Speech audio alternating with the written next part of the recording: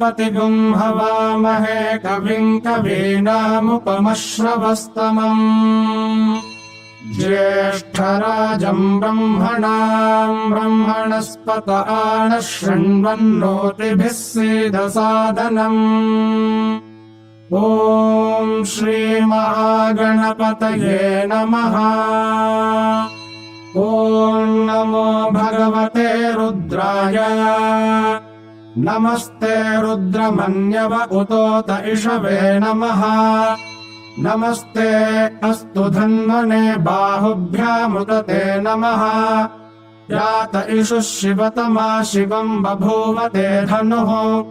शिवा शरव्या यातवतया नो रुद्रमृडया याते रुद्रशिवा तनोरघोरा पापकाशिनी तया नस्तनुवाशन्तमया गिरिशन्ताभिचाकशीः यामिषुङ्गिरिशन्तहस्ते बिभर्ष्यस्तवे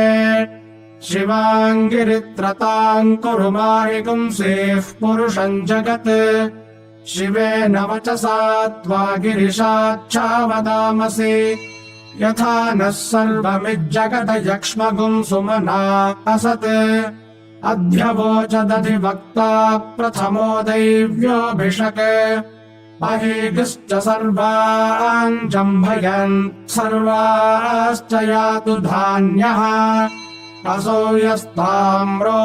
अरुण उत बभ्रुः सुमङ्गलः ये चेमागुं रुद्रा अभितो दिक्षु श्रिताः सहस्रशो वैशागुं हेडयीमहे असौ यो वसर्पति नीलग्रीवो विलोहितः उतैनं गोपा अदृशन्नदृशन्नुदहार्यः उतैनं विश्वा भूतानि सदृष्टो मृडयातिनः नमो अस्तु नीलग्रीवाय सहस्राक्षाय मीढुषे अथो ये अस्य सत्त्वानो हन्तेभ्यो करन्नमः प्रमुञ्च धन्वनस्त्वमुभयोरार्त्नियोर्ज्याम् याश्च ते हस्त इषवः पराता भगवो वपा अवतत्यधनुस्त्वगुं सहस्राक्षशते शुधे निशीर्य शल्यानाम् मुखा शिवो नः सुमना भव विद्यम् धनुः कपर्दिनो विशल्यो बाणवागुम् उत अनेशन्नस्येषव आभुरस्य निषङ्गतिः याते हेतिर्मीढुष्टमहस्ते बभूवते धनुः तयास्मान् विश्वतस्त्वमयक्ष्मया परिभुजा नमस्ते अस्त्वायुधायानातताय धृष्णवे उभाभ्यामुदते नमो बाहुभ्याम् तव धन्वने परिते धन्वनो हेतिरस्मान् वृणक्तु विश्वतः अथो य इषुधिस्तवारे अस्मन्निधेहितम् नमस्ते अस्तु भगवन् विश्वेश्वराय महादेवाय त्र्यम्बकाय त्रिपुरान्तकाय त्रिकाग्निकालाय कालाग्निरुद्राय नीलकण्ठाय मृत्युञ्जयाय सर्वेश्वराय सदाशिवाय श्रीमन्महादेवाय नमः।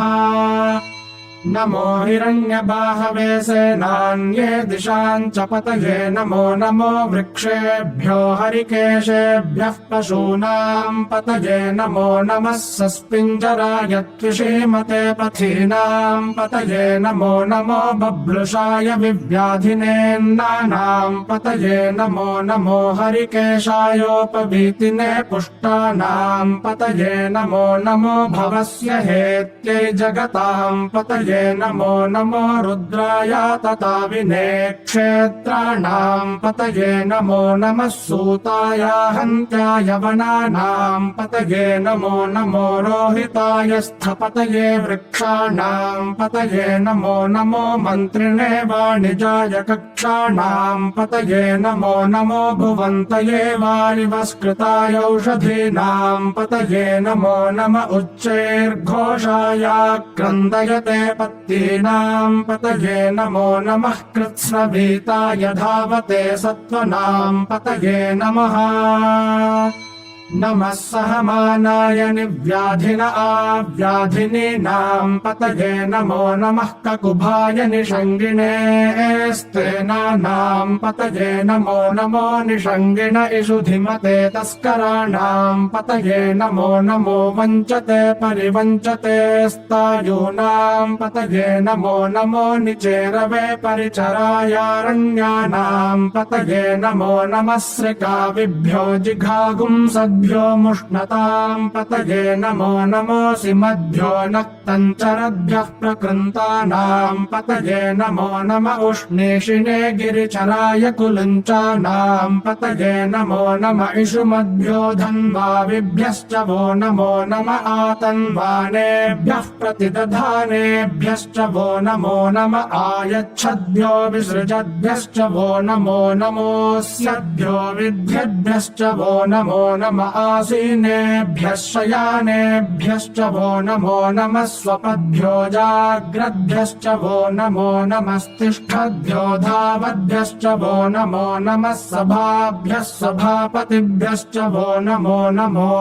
अश्वेभ्योऽश्वपतिभ्यश्च वो नमः नम आव्याधिनेभ्यो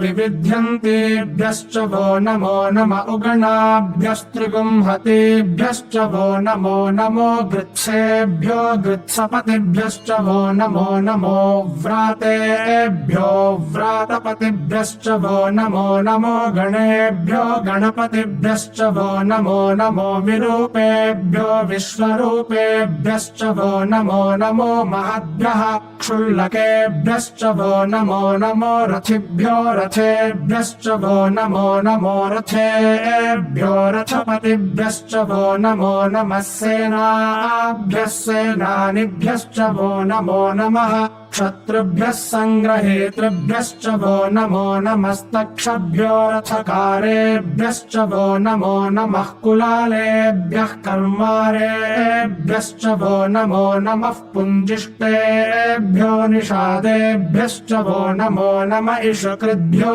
धन्वकृद्भ्यश्च वो नमो नमो मृगयुभ्यः स्वनिभ्यश्च वो नमो नमः श्वभ्यः स्वपतिभ्यश्च वो नमः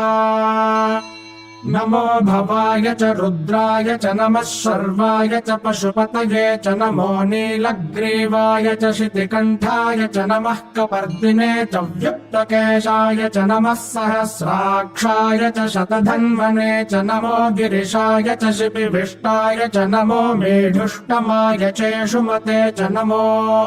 ह्रस्वाय च वामनाय च नमो बृहते च वर्षीयसे च नमो वृद्धाय च संवृद्धने च नमो अग्र्याय च प्रथमाय च नम आशवे चाजिराय च नमः शीघ्र्याय च शीभ्याय च नम ऊर्म्याय चावस्वन्याय च नमः स्रोतस्याय च द्वीप्याय च नमो ज्येष्ठाय च कनिष्ठाय च नमः पूर्वजाय चापरजाय च नमो मध्यमाय चापगल्भाय च नमो जघन्याय च बुद्धियाय च नमः सोऽभ्याय च प्रतिसर्याय च नमो याम्याय च क्षेम्याय च नम उर्वर्याय च खल्याय च नमः श्लोक्याय चावसान्याय च नमो वन्याय च कक्ष्याय च नमः श्रवाय च प्रतिश्रवाय च नम आशुषेणाय चाशुरथाय च नमः शूराय चावभिन्दते च नमो वर्मिणे च वरोथिने च नमो बिल्मिने च कवचिने च नमः श्रुताय च श्रुतसेनाय च नमो दुन्दुभ्याय च हनन्याय च नमो धृष्णवे च प्रमृषाय च नमो दूताय च प्रहिताय च नमो निषङ्गिणे चेषु धिमते च नमस्तीक्ष्णेशवे चायुधिने च नमः स्वायुधाय च सुधन्वने च नमः श्रुत्याय च पथ्याय च नमः काट्याय च नीप्याय च नमः सूद्याय च सरस्याय च नमो नाद्याय च वैशन्ताय च नमः प्याय चावट्याय च नमो वर्ष्याय चावर्ष्याय च नमो मेघ्याय च विद्युत्याय च नम ईद्रियाय चातप्याय च नमो वात्याय च रेश्म्याय च नमो वास्तव्याय च वास्तुपाय च नमः सोमाय च रुद्राय च नमस्ताम्राय चारुणाय च नमः शङ्गाय च पशुपतये च नम उग्राय च भीमाय च नमो अग्रे वधाय च दूरे वधाय च नमो हन्त्रे च हनीयसे च नमो वृक्षेभ्यो हरिकेशेभ्यो नमस्ताराय नमः शम्भवे च मयो भवे च नमः शङ्कराय च मयस्कराय च नमः शिवाय च शिवतराय च नमस्तीर्थ्याय च कूल्याय च नमः पार्याय च वार्याय च नमः प्रतरणाय चोत्तरणाय च नम आतार्याय च लाद्याय च नमः षष्ट्याय च फेन्याय च नमः सिकत्याय च प्रवाह्याय च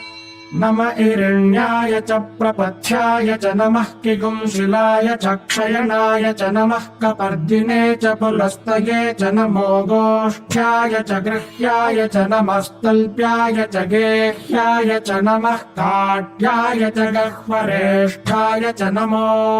हृदयाय च निवेश्याय च नमः पागुंसव्याय च रजस्याय च नमः शुष्क्याय च हरित्याय च नमो लोप्याय चोलप्याय च नम ऊर्व्याय च सूर्म्याय च नमः पर्ण्याय च पर्णशद्याय च नमोपगुरमाणाय चाभिघ्नते च नम आखिदते च प्रखिदते च नमो महकिरिकेभ्यो देवानागुं हृदयेभ्यो नमो विक्षीणकेभ्यो नमो विचिन्मत्केभ्यो नम आनिर्हतेभ्यो नम आमीवक्केभ्यः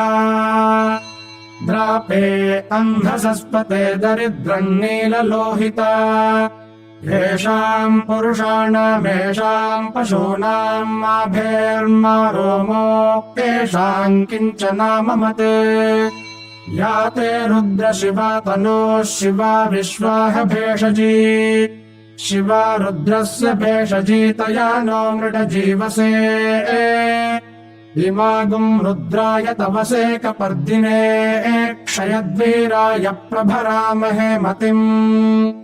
यथा नः शमसद्विपदे चतुष्पदे विश्वम् पुष्टम् ग्रामे अस्मिन्ननातुरम् मृडानो रुद्रोतनो मयस्कृधि क्षयद्वीराय नमसा विधेमते यच्छम् च योश्च मनुरायजे पिता तदस्यामतव रुद्रप्रणीतौ मानो महान्तमुतमानो अर्भकम् मान उक्षन्तमुतमान उक्षितम् मानो वधेः पितरम् मोत मातरम् प्रियामानस्तनुवो रुद्ररीरिषः मानस्तोकेतनये मान आयुषि मानो गोषु मानो अश्वेषु रीरिषः वीरान्मानो रुद्रभामितो बधीर्हविष्मन्तो नमसा विधेमते आरात्ते गोघ्न उत पूरुषघ्ने क्षयद्वीराय सुम्नमस्मेते अस्तु रक्षा च नो अधि च देव ब्रूह्यधा च नः शर्म यच्छद्विबर्हाः स्तुहि श्रुतम् गर्तसदयुवानम् मृगन्न भीममुपहत्नुमुग्रम् मृडा चरित्रे रुद्रस्तवानो अन्यन्ते अस्मन्निवपन्तु सेनाः परिणो रुद्रस्य हेतिर्वृणक्तु परित्वेषस्य दुर्मतिरघायोः अवस्थिरामघवद्भ्यस्तनुष्वमीढ्वस्तोकायतनयाय मृडया मीढुष्टमशिवतम शिवो नः सुमना भव परमे वृक्ष आयुधम् निधाय कृत्तिम् वसान आचर पिनाकम् बिभ्रदागहि विकिरित विलोहित नमस्ते अस्तु भगवः यास्ते सहस्रगुम् हेतयोऽन्यमस्मन्निवपन्तु ताः सहस्राणि सहस्रधा बाहुवोस्तव हेतयः तासामीशानो भगवः पराचीनामुखाकृधि सहस्राणि सहस्रशो ये रुद्रा अधिभूम्याम् तेषागुम् सहस्रयोजने वधन्वानि तन्मसि अस्मिन्महत्यर्णवेऽन्तरिक्षे भवा अधि